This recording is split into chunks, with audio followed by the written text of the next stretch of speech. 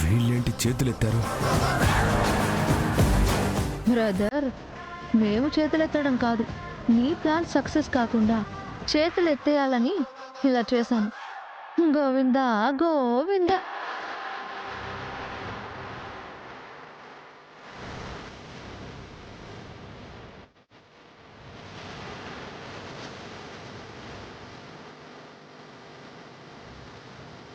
పంతులు గారు, 4 ప్రదక్షిణలు పూర్తయ్యాయి. 5వ ప్రదక్షిణ చేయండమ్మా, మొక్కుబడి చెల్లించినట్టు అవుతుంది.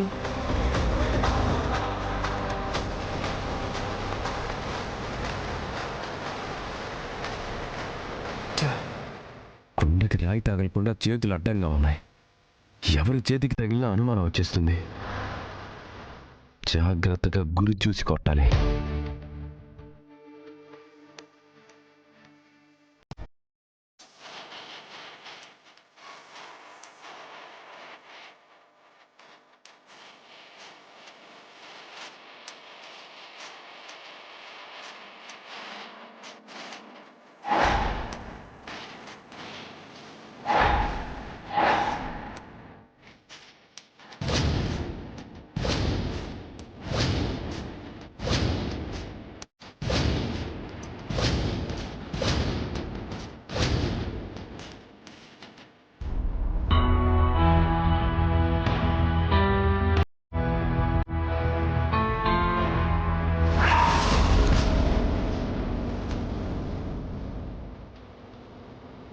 గోవిందా గోవిందా.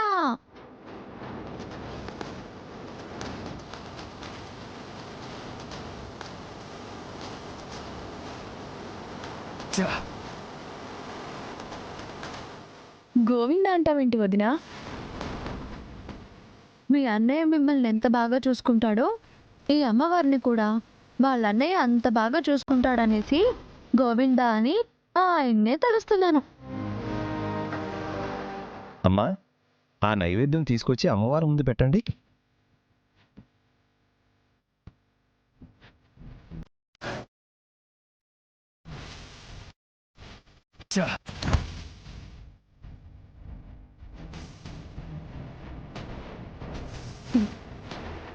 పూజ పూర్తయిన తర్వాత నువ్వు తల చెట్టుకేసి కొట్టుకున్నా లాభం లేదులే. వెంకటపతిరాజుని ఎంత ఇష్టపడ్డావో ఏమో, దీక్షతో ఈ పూజ పూర్తి చేశావే. ఆ బాబుతో త్వరగా నీ పెళ్ళవ్వాలని మనస్ఫూర్తిగా నేను కోరుకుంటున్నాను.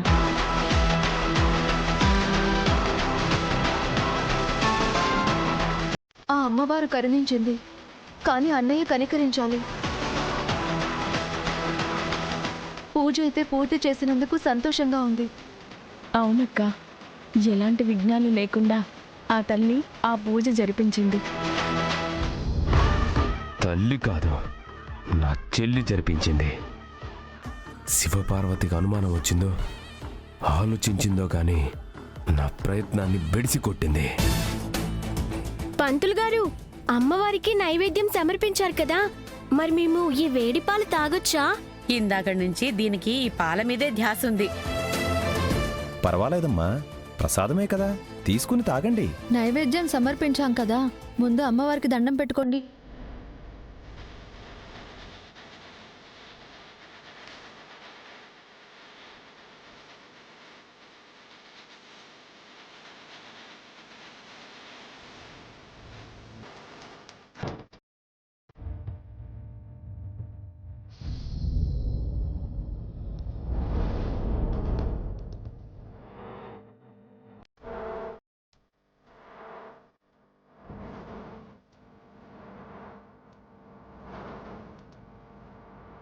నూటికి 100% కుముదవల్లి మీ చెల్లెలు కాదు.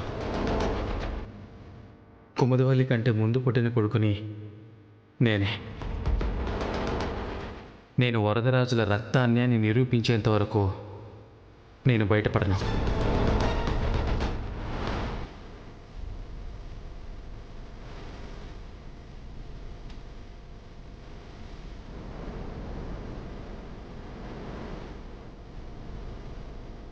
అక్క, అన్నయ్యకి ప్రసాదం పెడదామా? కొంచెమైనా తెలివి ఉందా మీకు? గుడికెళ్ళిన పర్పస్ ఏంటి, అక్కడ జరిగిన పూజ ఏంటి, అవన్నీ అన్నయ్యకి తెలిస్తే కోప్పడతాడు.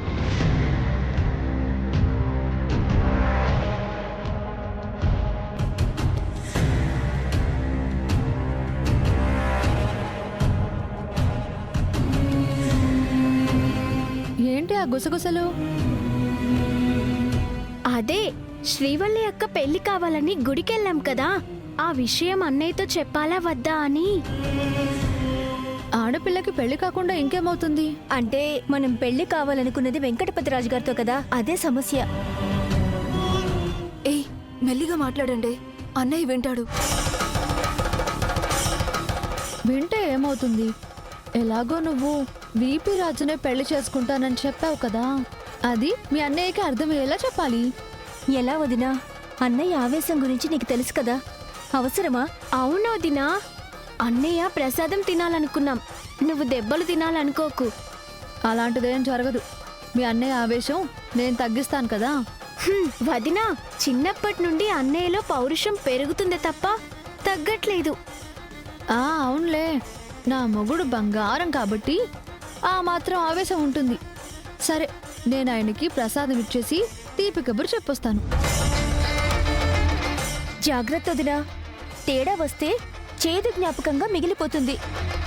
అవును శివ, ఇన్నాళ్ళు మా అన్నయ్య నీడలో ఉండే మాకే భయంగా ఉంది. మొన్నొచ్చిన నువ్వు పెద్ద రిస్క్ తీసుకుంటున్నావేమో. ఎప్పుడొచ్చామని కాదు, పని అయిందా లేదా.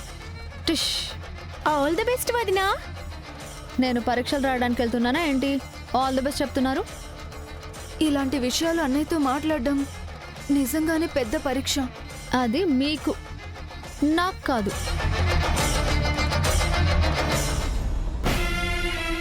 వెంకటపతిరాజు గారు చూడ్డానికి మంచివాడిలా కనిపిస్తున్నాడు గాని ఒకే రక్తమని నిరూపించడానికి వచ్చానన్నట్టుగా అలా ఎలా చెప్తాడు? ఒకటే రక్తం కాబట్టి తను కూడా వరదమామయ్యలాగానే మాట్లాడుతున్నాడు. వాళ్ళు ఎప్పటికైనా కలిసిపోవచ్చు. అలా వెంకటపతిరాజు ఆ రాక్షసుల ఇంట్లో ఉన్నాడు కాబట్టి ఎప్పటికైనా ప్రమాదమే.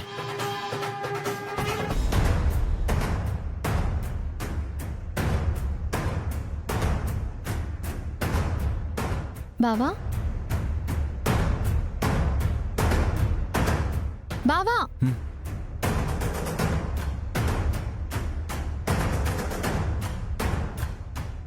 అదేంటి బావా మొహం అంత సీరియస్గా పెట్టావు? సర్లే, నువ్వు ఇలా అయినా చూడ్డానికి చాలా బాగుంటావు. ఏంటి విషయం? మేం పొద్దున్న గుడికి వెళ్ళాం కదా, అక్కడ పూజ ఎంత బాగా జరిగిందో తెలుసా? నీకు ప్రసాదం కూడా తీసుకొచ్చాము, తీసుకో.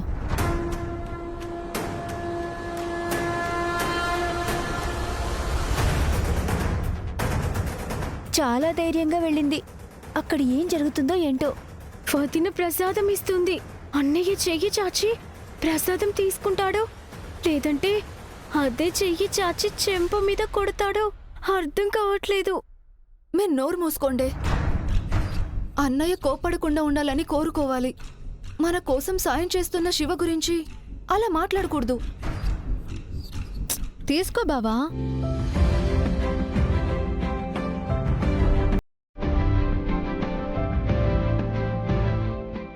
సరేలే, నేనే తినిపిస్తాను.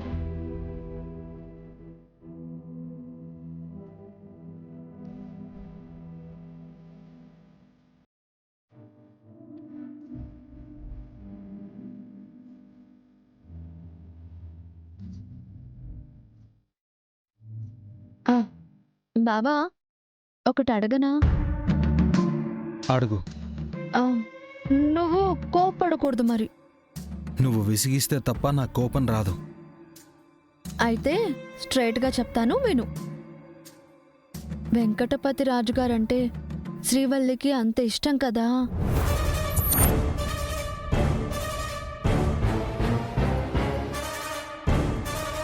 మరి నిశ్చితార్థాన్ని ఎందుకు కాదన్నావు?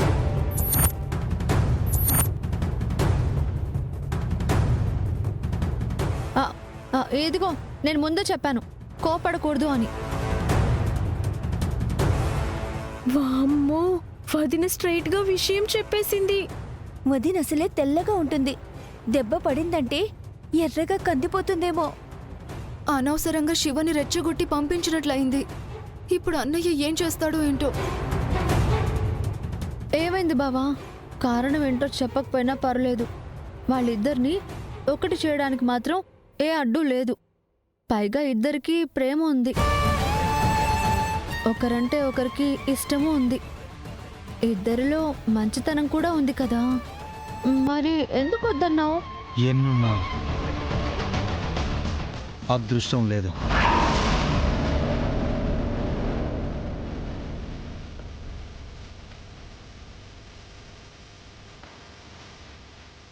బావా,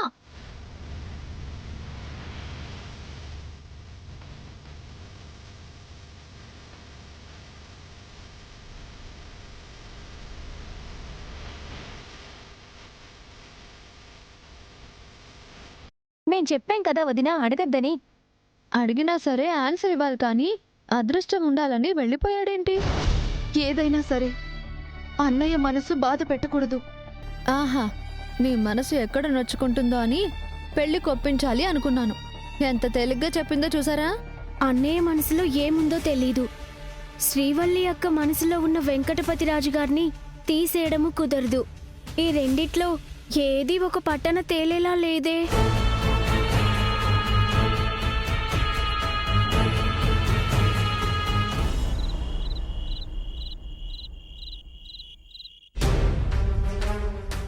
కుముదవల్లి గంగగాడి చెల్లెలు కాదని తెలిసినా ఎందుకు ఊరికనే ఉన్నాడు?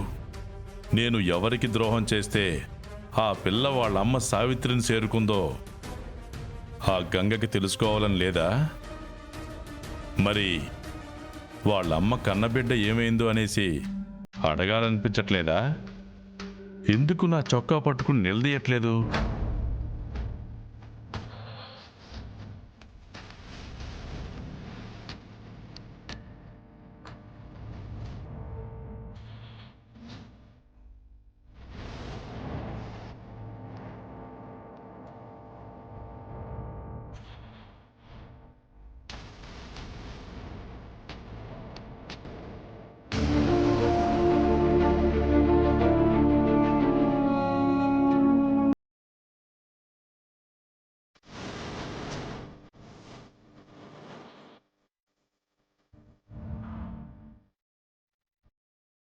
నా అల్లుడు గంగ గుర్తొస్తున్నాడా?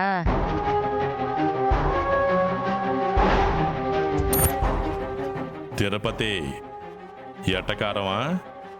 గ్లాసులోకి గంగని ఎక్కువ వంపేసుకుంటుంటే తననేం చేయలేక నీళ్లు పారబోసుకుంటున్నారేమో అనుకున్నాను. తాగినోడు ఎక్కువ మాట్లాడతాడు అంటారు, కానీ ఇయాల నువ్వెక్కువ మాట్లాడుతూ ఉండవు. హాల్లో దర్జాగా కూర్చొని మీకు తిరుగులేదు అన్నట్టుగా తాగేవాళ్ళు. ఈరోజెందుకు ఈ 4 గోడల మధ్య ఉండిపోయారు? వెళ్ళిన పని పండాకాయ వదినా. పండే వీర్రాజు. అమ్మయ్యా, అనుకున్నది చేయగలిగారు. తన పనుల గురించి నువ్వు ఆరా తీస్తున్నావేంట్రా? అడిగితే తప్పేముంది? ఆఫీస్లో ఇవాళ ఎలా గడిచిందనేసి నువ్వెలాగో అడగవు. నేనైనా అడిగితే 4 మాటలు పంచుకుంటుంది కదా. ఆదివారం కూడా సెలవు ఇవ్వకుండా ఏ ఆఫీస్ ఉంటుందిరా? పైగా తనేం పోలీస్ కాదు, డాక్టర్ అంతకంటే కాదు. 24 గంటలు అందుబాటులో ఉండడానికి. ఇంత పెద్ద ఇంట్లో మనుషులున్నారన్న మాటే కాని మాట్లాడేవారే లేరు. వీర్రాజు మాట్లాడితే మీరెందుకు మొహం మార్చుకుంటున్నారు? నేనేం ఫీల్ అవ్వట్లేదు. మీ అక్క శ్రీవల్లి పెళ్లి జరగాలనేసి పూజలు పునస్కారాలు బానే చేశారు, కానీ ఇంతకీ ఫలితం దక్కుతుందంటావా?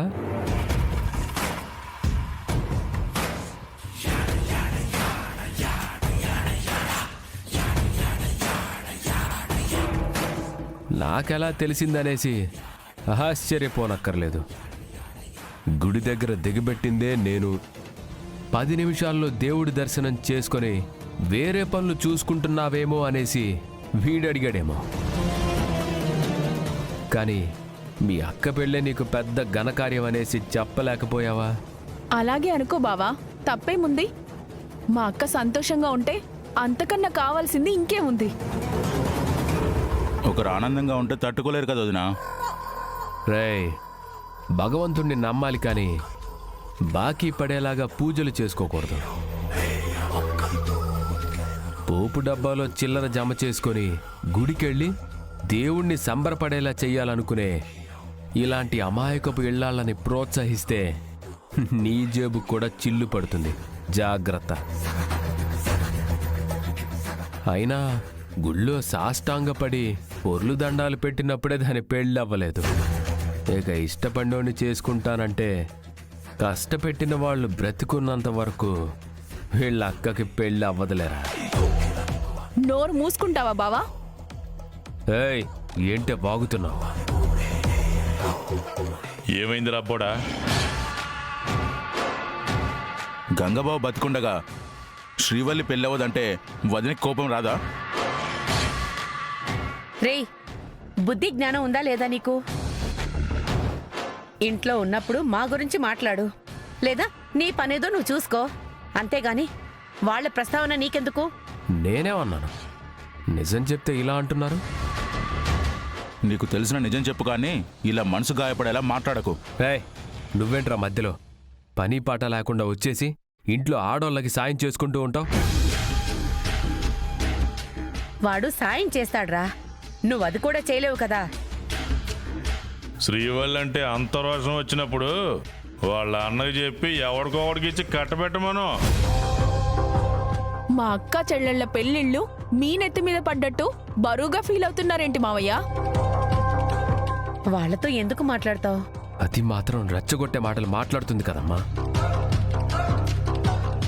ఏ అబ్బోడా, ఎందుకురా నీకు ఈ గొడవ? పదా, నువ్వు రారా చెప్తాను. నువ్వురా, నడు. నానా, నేను చెప్తాను, నడు.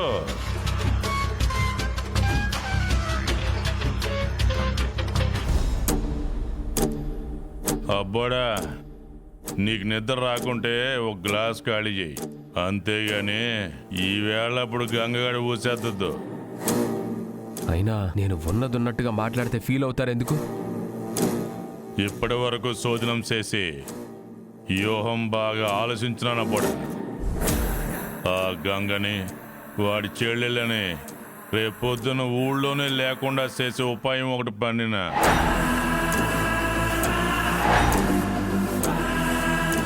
ఏంటి నాన్నది? కూసంత కష్టమైనా సరే బుర్ర వాడితే ఈగ జన్మలో వాడు తలెత్తలేడు. ప్లాన్ ఏంటి నాన్న?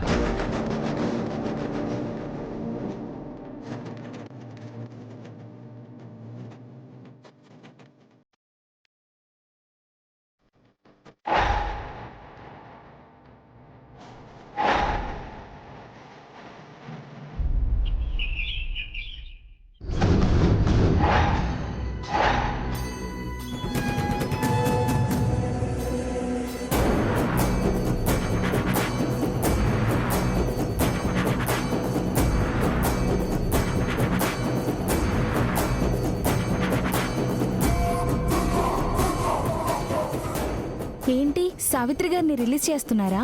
లేదు. మరి ఎక్కడికి తీసుకెళ్తున్నావు? Jailer madam తీసుకురమ్మన్నారు. ఓ, రండి మేడం.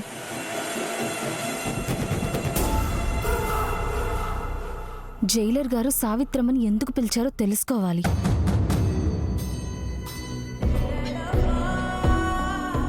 మేడం, కూర్చో సావిత్రి. పర్వాలేదు మేడం. ఇప్పుడు నువ్వు కూర్చోకపోతే నేను నిలబడతాను. అయ్యయ్యో, ఎందుకలా అంటారు? అయితే కూర్చో.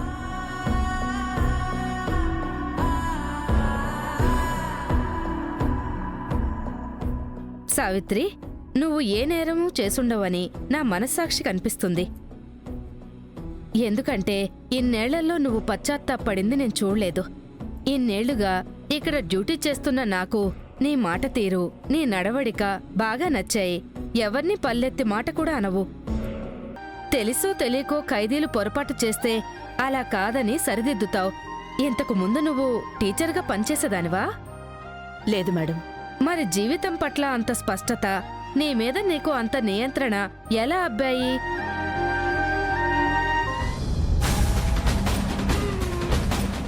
5 బిడ్డల్ని కన్న తల్లిని. ఓహో, అన్నిసార్లు పురిటి నొప్పులు భరించినప్పుడు ఏ కష్టాన్నైనా సరే తేలిగ్గా తీసుకుంటానంటావా? మీరెంత మంచివారైనా మీ సమయం వృధా చేసుకోకూడదు మేడం. నన్నెందుకు పిలిచారో చెప్తారా? త్వరలోనే నీ శిక్షాకాలం పూర్తి కావస్తుంది సావిత్రి. నువ్వు ఇంకా ముందే విడుదలవ్వాలంటే గవర్నర్ గారికి ఒక రిక్వెస్ట్ లెటర్ రాయొచ్చు. పర్వాలేదు మేడం, నా శిక్ష పూర్తయ్యేంత వరకు నేనిక్కడే ఉంటాను. ముందెళ్లే అవకాశం వచ్చినా కాదంటావెందుకు సావిత్రి?